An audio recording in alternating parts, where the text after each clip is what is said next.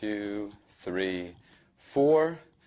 Stick my feet together. Now they're magnetized. Make sure I'm in the center of the spectator. I would misdirect while I was talking to them. I'd get a hold of the material. I'd say, okay, watch. While I'm doing this and talking to them, saying stay right there, I'm taking my left hand, removing the panel, and when I come back around, I just pull it apart so it's done. Now I'm ready in position to take my leg right out.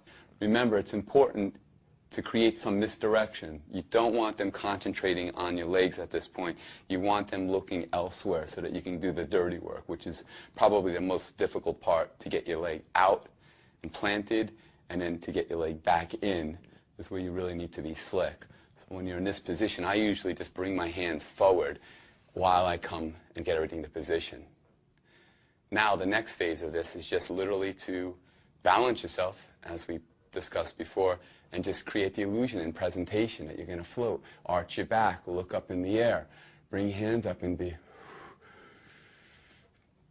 And now you got to keep your heel pointed to the ground, so you keep the back of your legs taut. Boom. And then you can land. How's it look? Looks good. Now you can either float up to the top or you can float back down and you get your foot back in. But if you float to the top, you can float up to the top. Boom.